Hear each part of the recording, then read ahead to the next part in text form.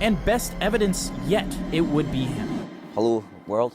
My name's Sean Sloggy. This guy called Sean Sloggy noticed on his sonar an extraordinary image. I've worked for a company called Loch Ness for the last 9 years, and that's doing tours out on this huge, vast loch, which is very much unexplored. And what lives in the loch is still a big mystery. Us doing the cruise out in the loch, we're using sonar, so I get the opportunity to actually see what's under the water. A couple of weeks ago, I took the boat out, not too far out from here actually.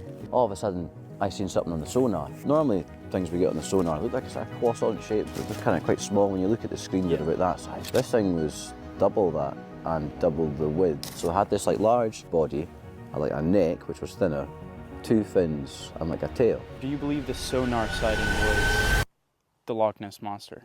Oh, it's got to be something. Yeah. If it's the Loch Ness Monster, like if everyone says it's a long-necked creature, the plesiosaur, that's the sort of image that's engraved into everyone's mind, which scientists say couldn't be possible. There's not enough food in the loch. Well, when I seen that contact on the sonar and it was that exact shape. Yeah, we saw the shape. You know, It is pretty you crazy. can put 1 and 1 together and get 55 sometimes, but the chances of that happening, the same shape, the same sort of story, all the surface sightings, it's just adds more evidence. This was interesting because most people seem to think it was some sort of animal, like a giant eel or something. But Sean did kind of think it was a dinosaur-type creature, and he had even more evidence to back this up. They did a DNA test in the Loch University from New Zealand, Otago. The probably strangest thing that they found was a creature that predates the dinosaurs.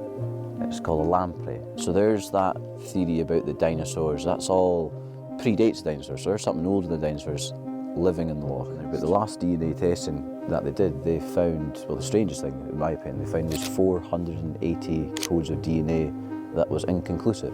But you might be asking, how did this massive dinosaur creature get in here? Well, he has an answer for that too. I've had various emails from experts. One of the experts was a gentleman that he's actually sent me like a map, and he's confirmed that there's a huge underwater cave that goes from just underneath a beacon all the way around and out to the North Sea. Things can come in and out of that loch, and I was like, well, funny enough, there was a seal in the loch the other day, and that's really opened up my perspective of, you know, there is a bigger entry into this loch that was very much unknown about. And finally, he had one theory on how we might find Nessie. Thought we are all looking for this creature in the daytime. How many creatures live in the sea, in the ocean, or even on this planet that are nocturnal? It's light sensitive, so there's a huge thing that nobody's ever even perhaps thought of. Well, yeah, that's basically it, man. Thank you been a so pleasure. much.